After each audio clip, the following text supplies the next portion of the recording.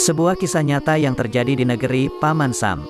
Patut kita ambil hikmahnya. Silahkan menyimak kisahnya. Semoga Allah mengizinkan kita menjadi pemuda seperti yang terdapat dalam kisah ini. Amin.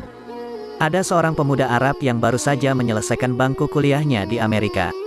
Pemuda ini adalah salah seorang yang diberi nikmat oleh Allah untuk mendalami agama Islam dan mempelajarinya.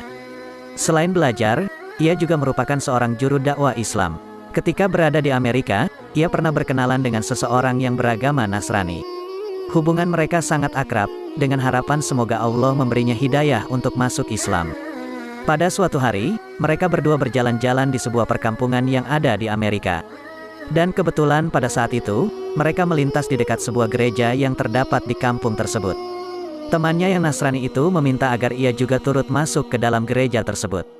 Semula ia sangat keberatan, namun karena temannya terus mendesak dan memintanya agar ikut memasuki gereja tersebut.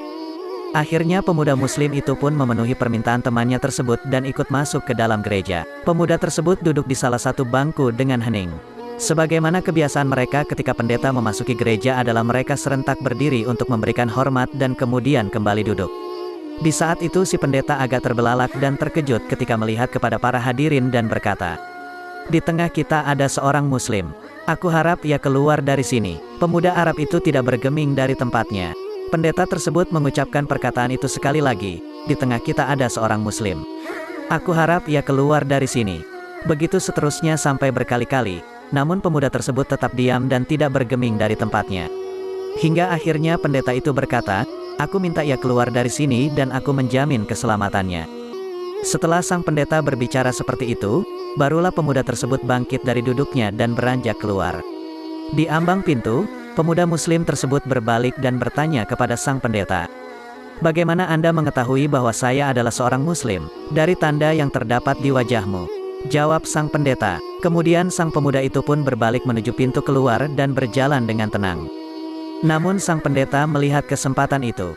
Ia ingin memanfaatkan keberadaan pemuda muslim di gerejanya ini untuk mengokohkan markasnya tersebut, yaitu dengan mengajaknya berdebat dan memojokkannya dengan beberapa pertanyaan yang menjebak. Pemuda muslim itu pun terdiam dan berpikir sejenak sambil menimbang-nimbang tantangan yang diajukan oleh sang pendeta. Setelah menimbang-nimbang, akhirnya ia pun menerima tantangan debat tersebut. "Aku akan mengajukan kepada Anda 22 pertanyaan dan Anda harus menjawabnya dengan tepat," kata sang pendeta mendengar kesanggupan pemuda tersebut. "Silakan," jawab sang pemuda sambil tersenyum. Sang pendeta pun mulai bertanya, "Sebutkan. 1 yang tiada duanya. 2 yang tiada tiganya. 3 yang tiada empatnya. 4 yang tiada limanya. 5 yang tiada enamnya. 6 yang tiada tujuhnya. 7 yang tiada delapannya. 8 yang tiada sembilannya. 10 sesuatu yang tidak lebih dari 10. 11 yang tiada 12-nya. 12 yang tiada 13-nya. 13 yang tiada 14-nya. 14 sesuatu yang dapat bernafas namun tidak mempunyai ruh.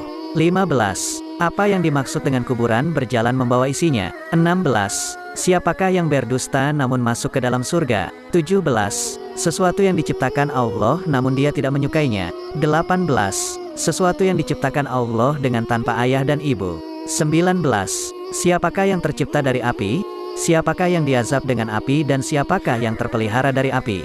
20 siapakah yang tercipta dari batu, siapakah yang diazab dengan batu dan siapakah yang terpelihara dari batu. 21 sesuatu yang diciptakan Allah dan dianggap besar. 22 pohon apakah yang mempunyai 12 ranting, setiap ranting mempunyai 30 daun, setiap daun mempunyai 5 buah, 3 di bawah naungan dan 2 di bawah sinaran matahari. Mendengar pertanyaan tersebut, pemuda muslim itu tersenyum dengan senyuman yang mengandung keyakinan kepada Allah. Setelah membaca basmalah, ia menjawab, 1 yang tiada duanya adalah Allah. 2 yang tiada tiganya adalah malam dan siang. Allah berfirman, "Dan kami jadikan malam dan siang sebagai 2 tanda kebesaran kami." Surat Al-Isra ayat 12. 3 yang tiada empatnya adalah kehilafan yang dilakukan Nabi Musa ketika Nabi Khidir merusak kapal yang ditumpanginya, membunuh seorang anak kecil dan ketika menegakkan kembali dinding yang hampir roboh. 4 yang tiada limanya adalah kitab-kitab yang diturunkan oleh Allah, yaitu Taurat, Injil, Zabur dan Al-Quran. 5 yang tiada enamnya adalah salat 5 waktu. 6 yang tiada tujuhnya adalah jumlah hari ketika Allah menciptakan makhluk. 7 yang tiada delapannya adalah langit yang 7 lapis. Allah berfirman, yang telah menciptakan 7 langit berlapis-lapis. Kamu sekali-kali tidak melihat pada ciptaan Rabb yang maha pemurah sesuatu yang tidak seimbang. Surat Al-Mulk ayat 3. 8 yang tiada sembilannya ialah malaikat pemukul arsy Ar-Rahman. Allah berfirman, dan malaikat-malaikat berada di penjuru-penjuru langit. Dan pada hari itu 8 orang malaikat menjunjung arsy Rabb-mu di atas kepala mereka. Surat Al-Haqqah ayat 17. 9 yang tiada sepuluhnya adalah mukjizat yang diberikan kepada Nabi Musa. Tongkat, tangan yang bercahaya, angin topan, musim paceklik, katak, darah, kutu dan belalang. 10 sesuatu yang tidak lebih dari 10 ialah kebaikan. Allah berfirman, barang siapa yang berbuat kebaikan maka untuknya 10 kali lipat. Surat Al-An'am ayat 160. 11 yang tiada 12-nya ialah jumlah saudara-saudara Nabi Yusuf. 12 yang tiada 13-nya ialah mukjizat Nabi Musa yang terdapat dalam firman Allah. Dan, ingatlah ketika Musa memohon air untuk kaumnya, lalu kami berfirman, pukullah batu itu dengan tongkatmu. Lalu memancarlah daripadanya 12 mata air. Surat Al-Baqarah ayat 60. 13 yang tiada 14-nya ialah jumlah saudara Nabi Yusuf ditambah dengan ayah dan ibunya. 14 adapun sesuatu yang bernafas namun tidak mempunyai ruh adalah waktu subuh. Allah berfirman, dan waktu subuh apabila fajarnya mulai menyingsing. Surat At-Tawir ayat 18. 15 kuburan yang membawa isinya adalah ikan yang menelan Nabi Yunus. 16 mereka yang berdusta namun masuk ke dalam surga adalah saudara-saudara Nabi Yusuf, yakni ketika mereka berkata kepada ayahnya, wahai ayah kami, sesungguhnya kami pergi berlomba-lomba, dan kami tinggalkan Nabi Yusuf di dekat barang-barang kami. Lalu dia dimakan serigala. Setelah kedustaan terungkap, Nabi Yusuf berkata kepada mereka, tak ada cercaan terhadap kalian. Dan ayah mereka Yakub berkata, aku akan memohonkan ampun bagimu kepada Robku. Sesungguhnya dialah yang maha pengampun lagi maha penyayang. Surat Yusuf, Juz 13. 17 sesuatu yang diciptakan Allah namun tidak dia sukai adalah suara keledai. Allah berfirman, sesungguhnya sejelek-jelek suara adalah suara keledai. Surat Luqman, Juz 19.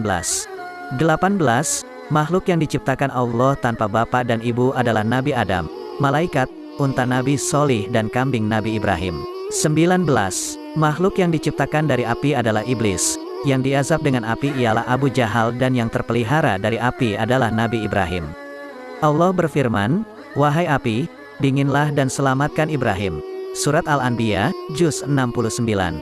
20 makhluk yang terbuat dari batu adalah unta Nabi Solih, yang diazab dengan batu adalah tentara bergajah Abrahah dan yang terpelihara dari batu adalah Ashabul Kahfi, penghuni gua. 21 sesuatu yang diciptakan oleh Allah dan dianggap perkara besar adalah tipu daya wanita. Sebagaimana firman Allah, sesungguhnya tipu daya kaum wanita itu sangatlah besar. Surat Yusuf, 28.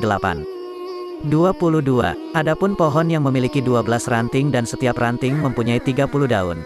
Kemudian setiap daun mempunyai 5 buah, 3 di bawah teduhan dan 2 di bawah sinaran matahari. Maknanya, pohon adalah tahun, ranting adalah bulan, daun adalah hari dan buahnya adalah salat yang 5 waktu, 3 dikerjakan di malam hari dan 2 di siang hari. Mendengar jawaban sang pemuda tersebut, pendeta dan para hadirin merasa takjub. Kemudian pemuda tersebut meminta pamit dan beranjak hendak pergi. Namun setelah berjalan beberapa langkah, ia mengurungkan niatnya dan membalikkan badan menatap sang pendeta. Bolehkah aku mengajukan satu pertanyaan kepadamu? Tanya sang pemuda muslim. Silahkan, jawab sang pendeta menyetujui. Sang pemuda diam sejenak, kemudian berkata, apakah kunci surga itu? Mendengar pertanyaan itu, lidah sang pendeta menjadi keluh, hatinya diselimuti keraguan dan roma wajahnya pun berubah. Ia berusaha menyembunyikan kekhawatirannya, namun hasilnya nihil. Orang-orang yang hadir di gereja itu terus bersorak-sorak mendesaknya agar ia menjawab pertanyaan tersebut, namun ia berusaha mengelak. Anda telah melontarkan 22 pertanyaan kepada pemuda tersebut dan semuanya ia jawab dengan tepat. Sementara ia hanya memberimu satu pertanyaan, namun Anda tidak mampu menjawabnya. Teriak salah seorang hadirin. Pendeta tersebut berkata, sungguh, aku mengetahui dengan baik jawaban dari pertanyaan tersebut. Namun aku takut kalian akan marah jika aku menjawabnya. Kami menjamin keselamatan Anda, jawab mereka serentak. Sang pendeta mengambil nafas sejenak dan menghembuskannya kembali sambil berkata, "Jawabannya ialah, aku bersaksi tiada Tuhan kecuali Allah dan Muhammad adalah utusannya." Mendengar jawaban itu keluar dari mulut sang pendeta, akhirnya para hadirin yang sedang hadir di gereja tersebut mengucapkan syahadat secara serentak dan akhirnya pun mereka masuk agama Islam. Allahu Akbar, sungguh Allah telah menganugerahkan hidayah, kebaikan dan menunjuki mereka kepada Islam melalui tangan seorang pemuda muslim yang bertakwa. Subhanallah, tentu saja, semua hal yang terjadi di atas adalah dengan ilmu. Bukan hanya sebuah karangan saja. Sekarang pertanyaannya adalah, kapankah peran kita akan dimulai? Semoga bermanfaat untuk kami sendiri dan saudara-saudari kami di berbagai belahan dunia. Salam takbir, Allahu Akbar.